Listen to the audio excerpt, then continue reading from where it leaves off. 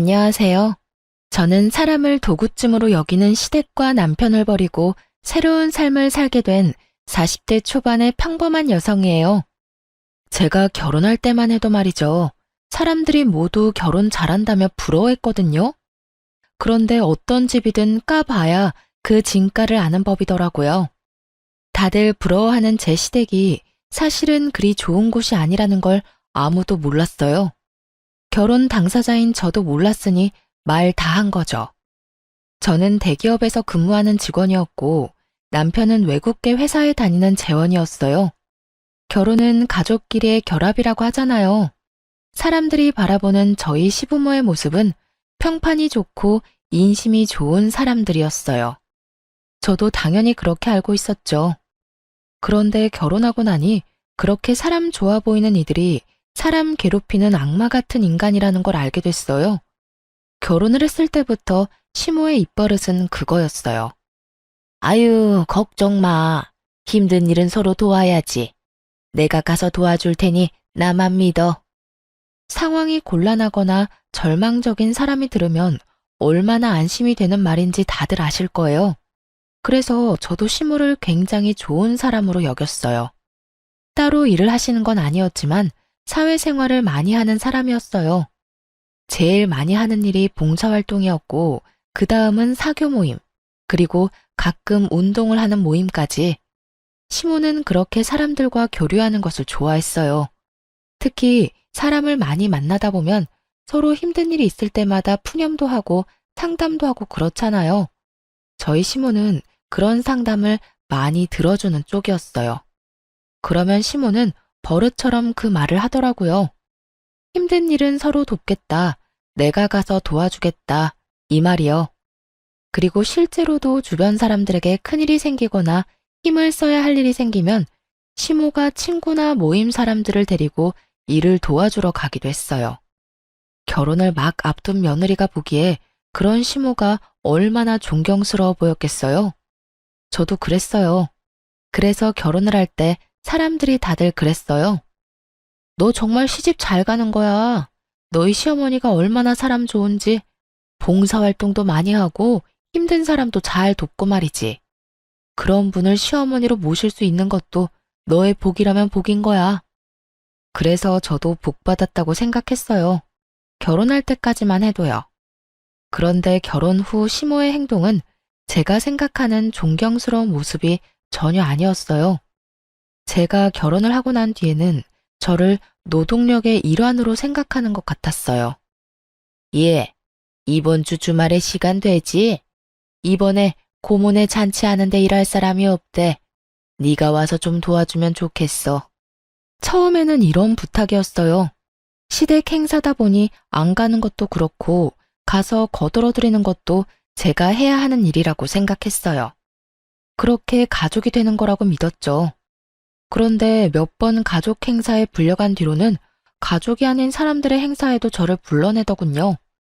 오지랖이 넓은 건지 뭔지는 모르겠지만 사람들이 말하는 모든 일에 자기가 일하겠다며 나서는 걸 보면서 이제 그만 좀 하라고 소리라도 지르고 싶은 마음이었어요. 좋은 일 하는데 왜냐고요? 시모는 저를 불러서 일을 시켜놓고는 자기는 하하호호 사람들과 웃고 떠들며 즐기기만 했거든요. 게다가 그런 힘든 일을 하고 나서도 저한테 잘했다던가 고생했다는 말은 한마디도 한 적 없었어요. 어떤 때는 식사도 안 주고 부려먹는 일도 많았죠. 그래서 점점 시모의 부름에 거절하는 일이 많아졌어요. 다른 일정이 있어서 못 간다거나 갑작스레 일이 생겼다는 핑계를 댔죠. 그런데 남편이 제 스케줄을 알고 있으니 거짓말까지 하며 빼는 게 눈치가 보이더라고요. 그날도 그렇게 핑계를 대기 어려운 날이었어요. 시모가 전화가 왔더군요. 예, 너 이번 주말에 일 없다고 했지? 시간 좀 빼놔라. 아는 사람 집에 도배를 해야 하는데 도배할 사람이 없다잖니. 너랑 내가 가서 도와주고 오자고. 음식을 하거나 청소를 하는 게 아닌 너무도 전문적인 일에 저를 부르기에 저도 조심스레 한마디 했죠. 어머님, 도배는 저희가 가면 안 되는 거 아닐까요? 전문적인 기술이 필요한 일인데 저희가 갔다가 문제라도 생기면. 도배가 무슨 전문직이야? 그냥 붙이면 되는 일이지. 요즘에는 혼자서도 할 수 있도록 잘 나와. 그러니까 빠지지 말고 나와. 알았지? 그런데 그 도배한다는 집은 어느 분이에요? 아, 우리 사돈댁이야. 이번에 이사하면서 인테리어 비용이 너무 많이 나와서 걱정이라지 뭐니. 그래서 내가 가서 도배 정도는 도와준다고 했지. 그거는 붙이기만 하면 되는 거니까. 시모의 사돈댁에 저희 집과 시동생은 해당되지 않을 테고 신우의 시댁에서 부탁한 것 같았어요. 아니, 부탁이라는 말은 맞지 않았죠. 분명히 거기서는 가볍게 이야기했는데 또 시모가 오지랖 부려서 자기가 가겠다고 했을 거예요. 저는 이건 좀 아니라는 생각이 들었어요. 만약 신우의 집이었다면 뭐 우리 시댁 식구니까 나서줄 수도 있겠죠. 망쳐도 신우한테 잘 말하면 신우가 이해라도 해줄 테니까요. 그런데 신우의 시댁이라니 저한테 이보다 더 먼 관계는 있을 수 없었어요. 솔직하게 생판남이잖아요. 거절의 말을 꺼내고 싶었는데 시모가 전화를 탁 끊어버리더군요. 그래서 저는 소파에 늘어져 있는 남편에게 말했어요. 여보, 어머님이 이제는 아가씨 시댁에 도배 장판하는 것까지 도와주러 오래. 이게 맞아? 아니, 사돈이면 뭐든 조심해야 할 건데 그런 전문적인 일에 우리 같은 문외한을 쓰면 분명 문제가 생길 거라고. 그리고 내가 현장직도 아니고 사무직인 사람인데 그런 몸쓰는 일에 데려가서 일이 제대로 굴러갈지도 모르겠고. 그리고 무엇보다 가기 싫어. 당신이 어머님한테 좀 이야기해봐. 벌써 이게 몇 번째야? 주말마다 제대로 못 쉰 지 오래됐다고. 마음을 좀 곱게 써. 우리 엄마가 나쁜 일 같이 하지? 좋은 일이잖아. 누나도 도와주고 서로 돕는 거지. 그리고 뭐든 정성이 중요한 법이야. 가서 거들어줬다는 것만으로도 다들 좋아하실 거야. 마음을 곱게 쓰고 나쁘게 쓰고 할 문제가 아니지. 도대체 몇 번째야? 나는 하기 싫어. 그리고 우리가 그렇게 한다고 누가 알아주기는 해? 다들 어머님 칭찬만 하고 우리는 그냥 일용직 노동자 취급이잖아. 그리고 좋은 일이라기보다는 점점 친한 분들 일 도와주는 것뿐이잖아. 보람도 없고 그냥 힘들기만 하다고. 제 말에 남편이 저를 한심스럽게 쳐다보더니 짜증을 확 내더군요.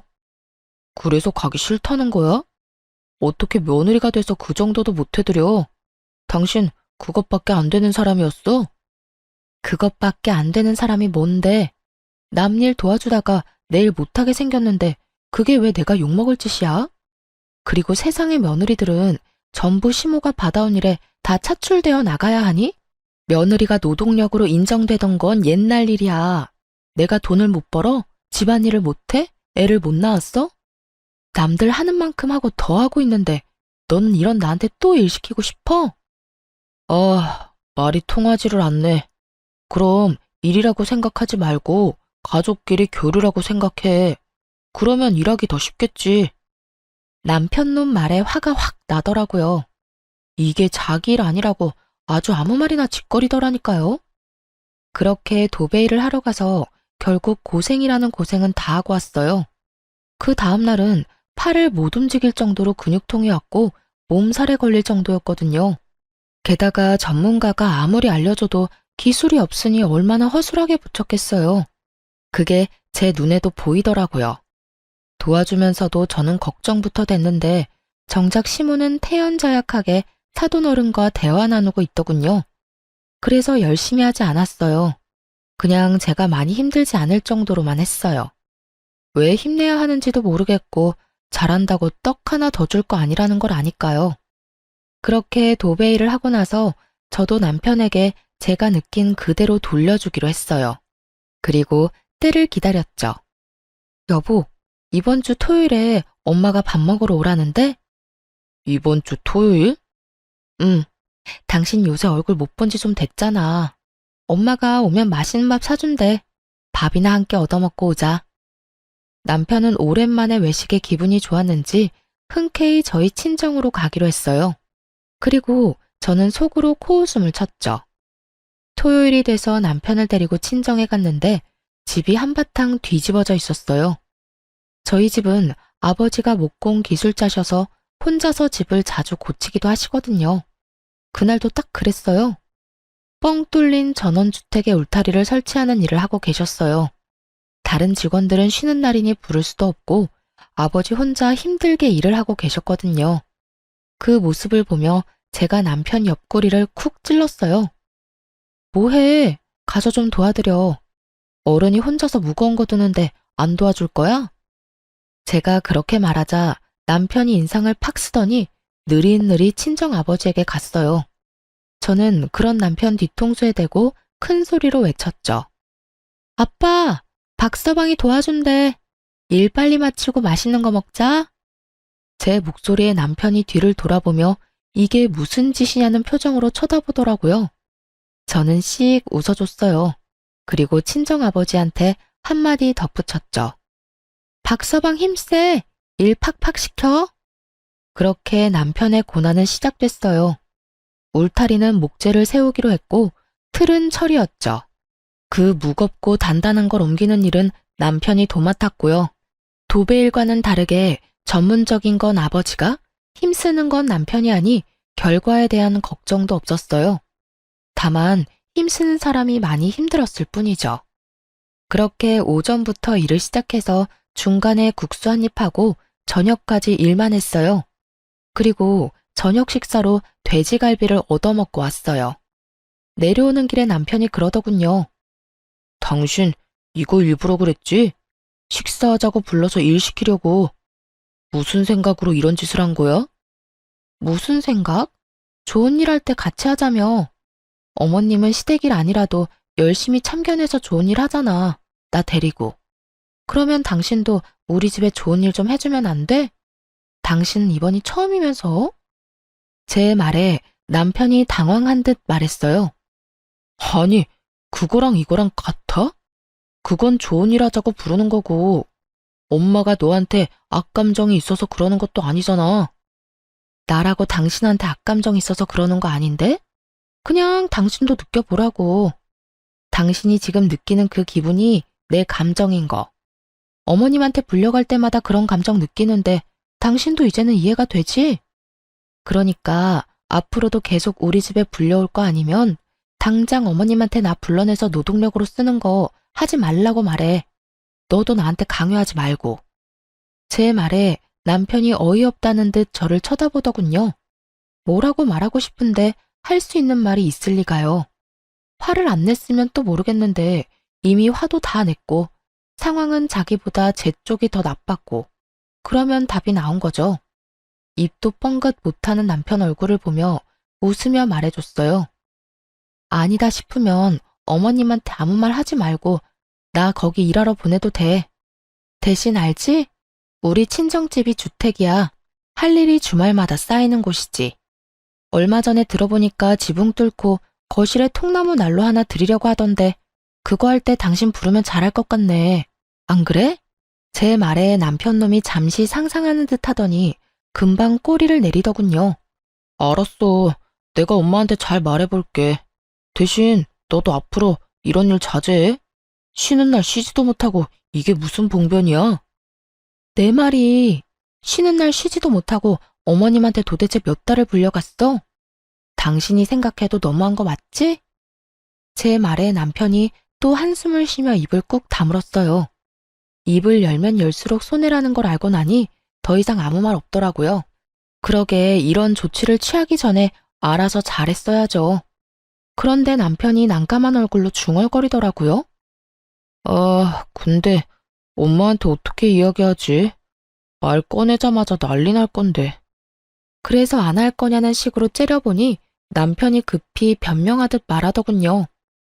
아니, 나한테만 그러는 게 아니라 당신한테도 뭐라고 할까봐 그러지. 그런 고민은 며칠 뒤에 쏙 사라져버렸어요. 남편이 좀 더 쉽게 이야기할 수 있는 상황이 만들어졌거든요. 시댁 모임 자리에서 신우가 씩씩거리며 들어와서는 시모에게 한바탕 퍼부은 거예요. 엄마, 앞으로 우리 집안일에 뭐 해주겠다고 나서지 마. 내가 엄마 때문에 얼마나 쓴소리 들었는지 알기나 해? 게다가 돈도 2배로 들고. 응? 그게 무슨 소리야? 무슨 쓴소리를 들어? 엄마가 도배 도와줬잖아. 그때 하고 나서 그 방만 도배가 다 울고 풀자국도 보이고 몰딩에 흠집까지 나서 시어머니가 나한테 괜히 사돈댁에 맡겨서 말도 못하고 이게 무슨 일이냐고 하셨어. 아니, 전문가가 하라는 대로 했으면 다 잘 된다며. 그거 그냥 가서 붙이면 그만이라며? 돈 아끼려다가 이게 뭐야? 시모가 저를 돌아보면서 묻더군요. 너 하라는 대로 안 했니? 왜 저런 소리가 나와? 저야말로 황당했어요. 그걸 왜 저한테 묻는지. 어머님, 제가 미리 말씀드렸잖아요. 기술자도 아닌데 잘못하면 욕 얻어먹는다고요. 전문 인력도 아니니 문제 생기는 것도 당연하고요. 게다가 도배장판은 이삿짐 들어와 버리면 고치기도 쉽지 않아서 하자가 생기면 제일 번거롭기도 하고요. 상식적인 거죠. 너 일하기 싫어서 일부러 그런 거야? 그런 거면 미리 말해. 엄마, 그만해요. 와이프 사무직이야. 손재주가 그렇게 좋은 사람도 아니고. 그런 사람 불러다가 일 시키는 것도 상식적으로 생각하면 좀 아니지. 그리고 이 사람 생각도 좀 해요. 추궁할 게 아니라. 일해주고 욕 얻어먹는 것만큼 기분 나쁜 일이 어딨어요? 그것도 원해서 한 일도 아니고 시켜서 한 일인데. 뭐? 며느라가, 너도 그렇게 생각하니? 너도 원해서 한 일이 아니라서 열받아? 기분 나빠? 그래서 다 망쳐놨어?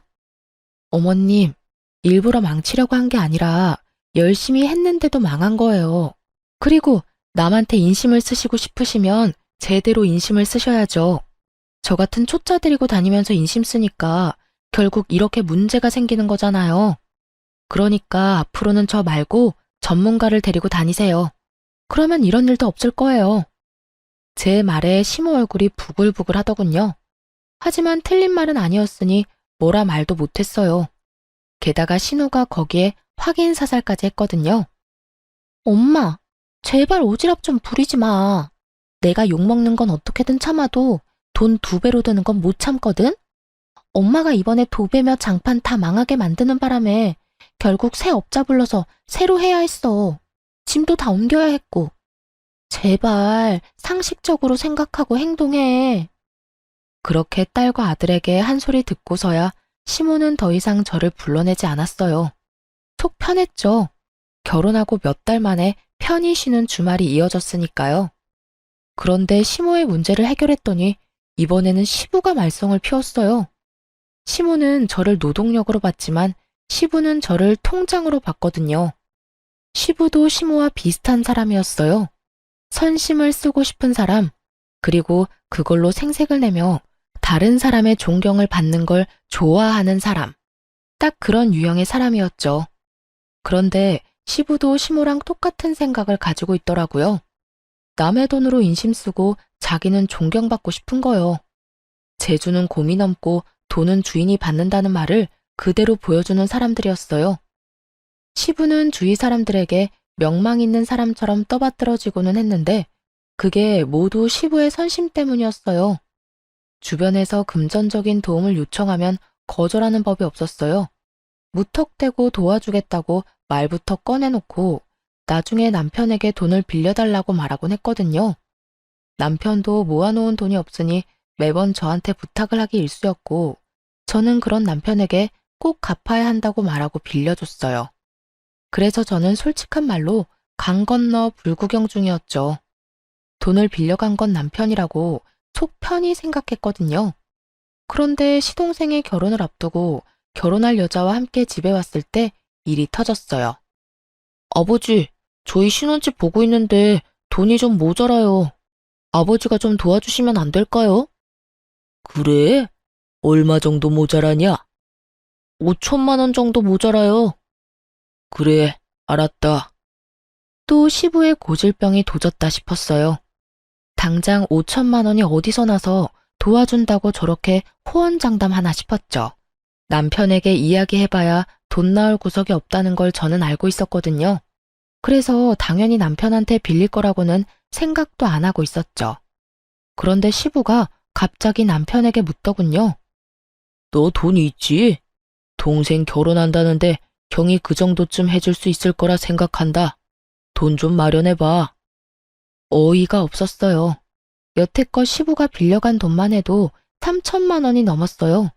그렇게 저희 돈 가져가서 다른 사람에게 선심 쓰면 갚는 사람은 그 절반도 안 됐죠. 게다가 시부는 빌려준 돈을 돌려받으면 그대로 자기 주머니에 넣어버리기도 했고요. 그런데 또 5천만 원이나 되는 큰 돈을 마련하라고 하니 제가 더 속이 답답해서 한마디 했어요. 아버님, 요새 누가 원하는 대로 집 사서 들어가요. 버는 만큼 형편만큼 해서 가는 거죠. 저희 결혼할 때는 월세부터 시작한 거 잊으셨어요? 결혼할 때 이야기 꺼내면 화가 나기는 했지만 말을 안 할 수가 없었어요. 우리는 결혼할 때 지원받은 거 하나도 없는데 갑자기 시동생만 지원해주겠다는 것도 열받았고 그 지원조차도 우리 돈에서 빼내가겠다는 것도 열받았죠. 아니, 그럼 애가 곤란하다는데 너희는 형님이 돼서는 아무것도 못 해주겠다는 거냐? 저희가 도와달라고 했을 때 아버님이 그러셨죠? 돈 맡겨놨냐고요. 저희 입장도 그래요. 저희한테 돈 맡겨두신 것도 없으면서 왜 자꾸 돈 내놓으라고 난리세요? 내가 언제 돈 내놓으라고 했어? 동생 도와주라고 했지. 그 말이 그 말이잖아요. 도움을 주고 싶어도 돈이 있어야 도와주죠. 이 사람한테 돈이 있는 줄 아세요? 여태 아버님이 빌려가신 돈도 못 받아서 저희도 허덕이고 있어요. 그런 저희한테 또 돈 마련해서 도련님 도와주라는 건 너무하잖아요. 제 목소리가 커지니 순간 집안이 조용해졌어요. 솔직히 저도 이렇게까지 하고 싶은 마음은 없었지만 필사적이었어요. 지금 이야기하지 않으면 말을 꺼낼 타이밍을 못 찾을 것 같았거든요. 시부가 심기가 불편한 얼굴로 저를 노려보더군요. 그때 갑자기 남편이 나섰어요. 아버지, 돈 마련할게요. 그러니까 그만하세요. 당신도 그만해. 가족들 보는 데서 이러면 당신만 곤란해져. 저야말로 황당했어요. 당신 미쳤어? 당신이 무슨 돈이 있어서 그런 말을 해? 여태껏 당신이 낸 돈도 어마어마해. 거기에 5천만 원이나 되는 목돈도 또 추가할 거야? 그러면 우리는 언제 전세 탈출해? 나중에 집에 가서 이야기해. 남편은 저를 달래서 시댁에서 나왔어요. 시부모들이 저를 날카롭게 째려봤지만 저도 같이 째려봐 줬어요. 집에 돌아와서 제가 남편을 추궁했어요. 당신 도대체 무슨 생각으로 돈 마련하겠다고 한 거야? 당신이 돈이 어디 있어서 여태껏 아버님한테 다 뜯긴 거 아니었어? 저는 남편이 저 몰래 모아놓은 돈이라도 있나 하는 생각을 했어요. 그게 아니면 저렇게 돈 마련해주겠다는 말이 나올 리 없잖아요. 그렇다고 동생네 집을 마련해주려고 우리가 대출을 받을 것도 아니고. 그런데 남편의 생각은 제 상상을 초월하더군요. 당신 얼마 전에 받은 유산 있잖아. 그거 6천만 원 정도 되지 않나? 그걸로 쓰면 되지. 너무 그렇게 열내지 마. 그 이야기에 가라앉았던 화가 순식간에 폭발하고 저도 모르게 쌍욕을 입에 담고 있더군요. 미쳤어? 정신 나갔니? 돌았냐고. 우리 아버지 돌아가시고 받은 유산을 네 동생 집 사는데 보태라고? 왜 이렇게 흥분해? 그럼 그 돈 뒀다 뭐 할 건데? 이참에 동생 좀 도와주면 뭐가 덧나? 와, 너무 어이가 없으니까 말도 안 나오네.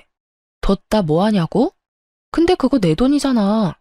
내 허락은 막고 약속을 하던지 말던지 해야 할 거 아니야. 어차피 당신 줄 거잖아. 아버지가 해달라는데 그럼 무시할 거야? 그래, 무시할 거야. 내가 그 돈을 왜 줘? 네 돈이야? 나는 절대 못 주니까 이번 일 네가 알아서 처리해. 그리고 내가 당신한테 빌려준 돈들, 그 돈도 다 받아와. 이성적으로 생각해. 지금 당장 그 돈을 어떻게 가져와? 상식적으로 말이 안 되잖아. 그럼 장인어른 죽고 나서 받은 유산으로 시동생 집 사는데 보탠다는 건 상식적으로 말이 되는 이야기야? 생각할수록 열받네. 우리 그냥 이혼할까? 내가 아무리 생각해도 이해가 안 가서 그래. 너는 화가 안 나? 네 돈으로 선심 쓰고 아무도 알아주지도 못하는데 화도 안 나? 그렇게 생각하지 마. 아버지 체면 생각해서 해주는 거잖아. 그리고 내가 해드리고 싶어서 해드리는 건데 그게 뭐가 나빠? 호구도 이런 호구가 없더라고요.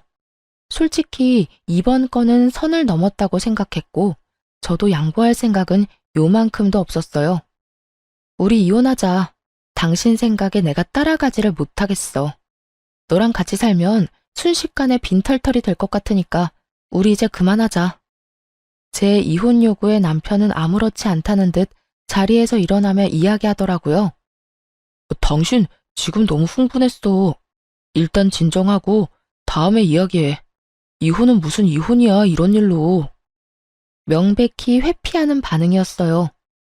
이혼 안 하고 싶으면 아버님한테 가서 말하고 오라고. 그러나 남편은 아무 말 없이 자리를 떴어요. 제가 그 돈 안 준다고 선언했으니 시부에게 당연히 안 될 것 같다고 말한 줄 알았어요. 그런데 시부가 저만 시댁에 오라고 하더군요. 분명 돈을 못 준다는 남편이 말을 했기 때문에 시부가 저만 부른 거라고 생각했어요. 마음 단단히 먹고 갔는데 시부가 뜬금없는 말을 하더군요. 왜 다들 이렇게 연락이 없어? 막내 집 계약했는데 돈은 어떻게 됐냐? 잔금 치르는 날짜 알려줄 테니 그 전에 돈 붙이거라. 아버님, 그이가 돈 안 된다고 말 안 했어요? 무슨 소리야? 연락이 없어서 당연히 될 거라고 생각하고 있었는데. 설마 이대로 돈 안 줄 참이냐? 그럼 막내 신혼집은 어떻게 할 거야? 이미 계약까지 했는데. 그거야말로 제가 알 바가 아니죠? 계약을 하든 뭘 하든 저는 이미 안 된다고 이야기했으니 남은 건 남편이랑 이야기하세요. 그리고 이렇게 됐으니 먼저 말씀드릴게요. 제가 분명 남편한테 그 돈 못 준다고 아버님한테 바로 이야기하라고 했거든요. 이야기 안 하면 이혼하자고까지 말했어요. 그런데 말을 안 했네요. 저희 이혼하면 아버님이 여태까지 남편한테 받아간 돈 다 돌려주셔야 돼요. 아버님이 가져다가 다른 사람들 도와주겠답시고 펑펑 뿌린 돈들 전부 다 제 돈이거든요. 악에 바친 것처럼 말하는 제 말에 시부가 제대로 된 답도 못하고 어리둥절해 하더군요. 그 돈이 왜 네 돈이야? 아버님이 가져가는 돈이 하늘에서 떨어지는 줄 알았어요. 남편이 자기 돈 모자라다고 저한테 빌려갔어요. 차용증까지 확실하게 작성해놓고. 이게 다 무슨 말이야? 그 돈이 우리 아들 돈이 아니라 네 돈이었다고? 네, 차용증까지 쓰고 빌려간 돈이요. 시부가 믿지 못하겠는지 남편에게 전화해서 얼른 시댁으로 오라고 했어요. 남편이 헐레벌떡 뛰어들어오고 시부와 함께 있는 제 얼굴을 보고 살짝 놀라더군요. 그런데 남편이 혼자 온 게 아니라 시동생과 함께 들어왔어요. 형, 진짜 그러는 거 아니야. 해주겠다 해놓고 입 싹 닦는 게 어딨어? 그리고 형수님도 너무한 건 마찬가지예요. 형이 돈 해주겠다고 했는데 왜 안 된다고 퇴짜를 놔요? 형이 벌어서 형이 쓴다는데 형수가 왜 난리냐고요? 돈 있다면서요. 그런데 왜 못 준다는 거예요? 왜? 지금 저한테 어떤 말을 하고 있는지 생각은 하고 입방정 떨고 있어요? 뭐라고요? 돈이 그렇게 필요하면 도련님 부모님 돌아가신 뒤에 그 유산으로 집 사세요. 이렇게 말하면 도련님은 기분이 좋아요? 도련님이 말하는 그 있다는 돈, 제 아버지 돌아가시고 받은 유산이거든요? 친정아버지가 죽고 나서 받은 유산을 제가 왜 도련님한테 써야 하죠? 제 말에 집안에 있는 모두가 꿀먹은 벙어리처럼 아무 말도 못하고 서로 눈치만 보더군요. 그 돈 뒀다 뭐에 쓰냐는 남편보다는 그나마 정상적인 반응이었죠. 여보, 진정해. 왜 여기까지 와서 이래? 나랑 이야기하자니까. 일단 진정하고. 뭘 진정해? 나 당신이랑 이혼하겠다고. 여기 내가 오고 싶어서 온 줄 알아? 아버님이 왜 돈 안 주냐고 잔금 치르는 날까지 돈 붙이라는 말하려고 날 여기에 부른 거라고. 이 호구호구 상호구야. 나 너랑 결혼 생활 유지할 생각 없으니까 내 몸에 손대지 마. 그래도 이혼이라는 말 쉽게 내뱉지 마. 난 당신이랑 이혼할 생각 없다니까. 그럼 나한테 사과하고 아버님한테 그 돈 못 준다고 이야기하라고 했잖아. 내 말 다 무시하면서 나하고 이혼을 안 하겠다는 심보는 무슨 심보야? 남편이 왜 이혼을 안 하려는 건지 대충 짐작은 갔어요. 이혼을 하려면 저한테 빌린 돈도 다 갚아야 했고 제가 벌 돈이 아까웠던 건지도 모르죠. 어떻게든 떼어내고 싶었던 저는 남편에게 거짓말을 하기로 했어요. 그래, 그럼 이혼하지 말고 같이 살자. 잘 됐네. 안 그래도 나 그 유산 다 쓰고 없거든. 당신이 그 말 했을 때 너무 화나서 명품 가방 비싼 거 해외 직구로 구매해놨어. 오는데 3주 걸린다더라. 그리고 당신한테 속이고 있었는데 나 퇴사까지 했어. 내일부터 일 안 가. 돈 버는 거 없으니까 당신이 이제 나 먹여 살리면 되겠네. 제가 배째라식으로 나오니 이번에는 남편이 눈에 띄게 당황하더군요. 설마 진짜로 퇴사했어? 당신 거기서 받는 연봉이 얼만데 거기를 그만둬. 그리고 명품 가방? 당신 생각이 있는 거야? 그 돈을 다 쓰면 어떡해. 내가 그 돈 안 쓰면 너희 집에 다 뺏기게 생겼는데 안 쓰고 배겨? 나를 여기까지 몰아붙인 게 너야. 내 탓하기 전에 네 행실부터 돌아봐. 내가 이런 미친 짓이라도 안 했으면 어떻게든 우리 아버지 유산 너희 집에 갖다 바치지 못해서 안달이 났겠지. 안 그래? 제 말에 남편이 이마를 짚으며 탄식을 하더군요.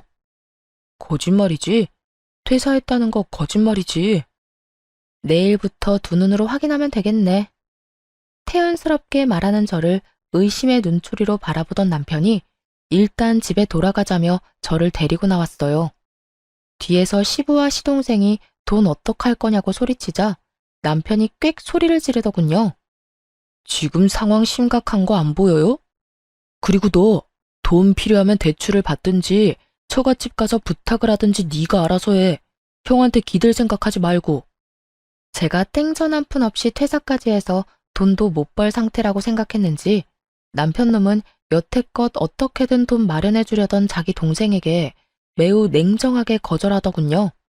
그 모습을 보니 이혼에 대한 마음이 확실하게 섰어요. 이 남자도 자기 부모님이랑 똑같은 인간이구나 싶었거든요. 자기 돈으로는 아무것도 해줄 생각 없고 그저 마누라 버는 돈으로 생색내면서 인심 쓰고 싶은 인간이란 걸 고스란히 보여줬잖아요. 어떻게 하는 짓이 모두 똑같은 건지.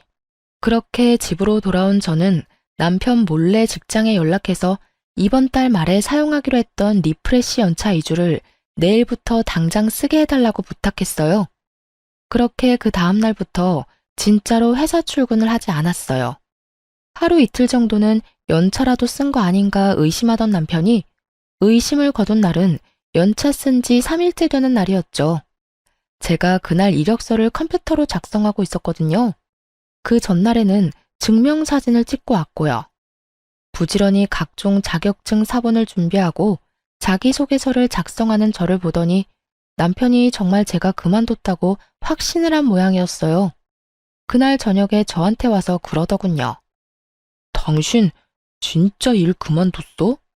그러면 퇴직금은? 퇴직금도 다 썼어?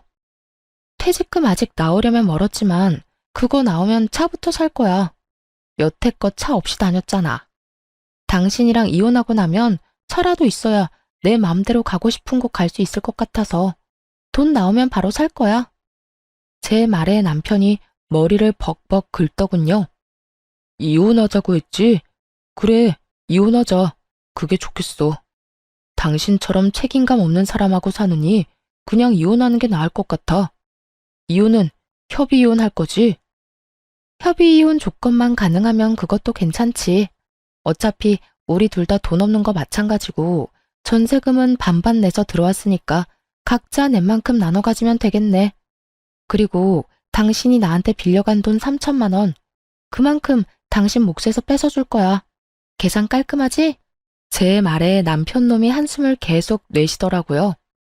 그거 살면서 시아버지한테 용돈 줬다고 생각하면 안 돼.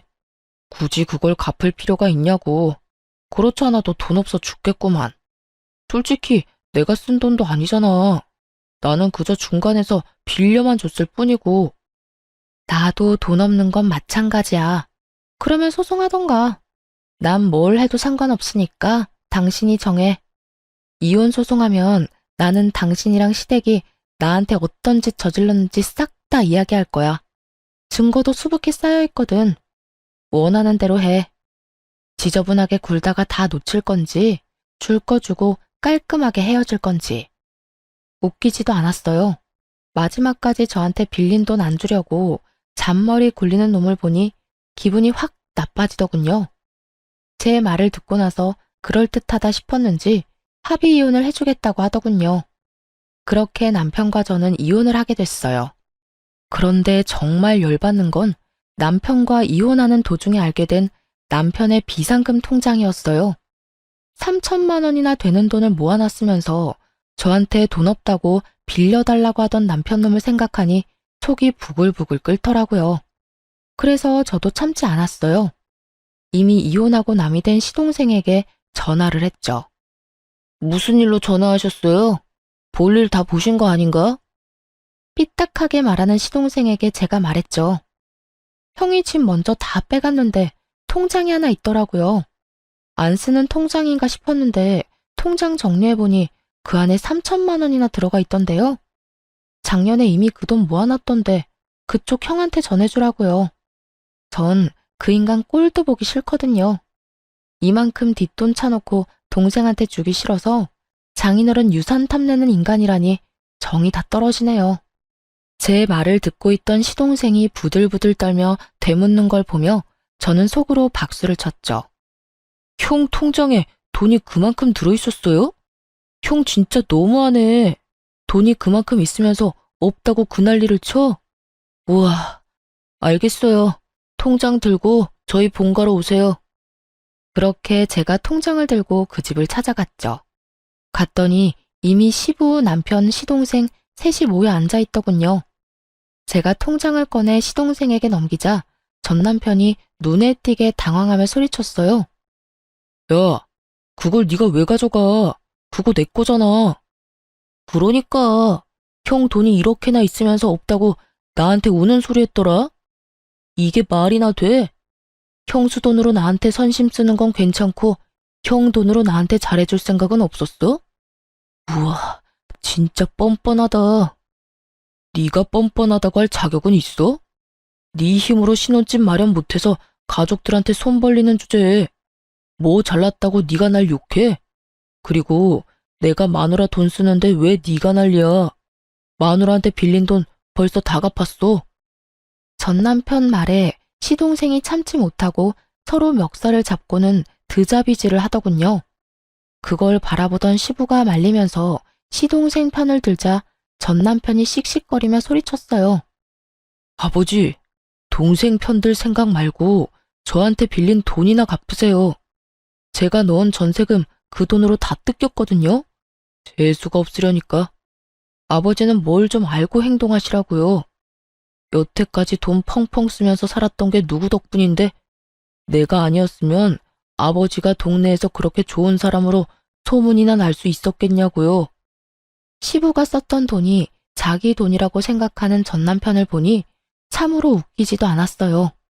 저번에 제가 시부가 빌려간 돈 내놓으라고 말할 땐 그것도 이해 못하냐고 어련히 때 되면 주겠지라며 빈정거리기만 하던 전 남편은 자기 돈 뜯기게 생겼으니 아주 빚쟁이처럼 깐깐하게 굴더군요.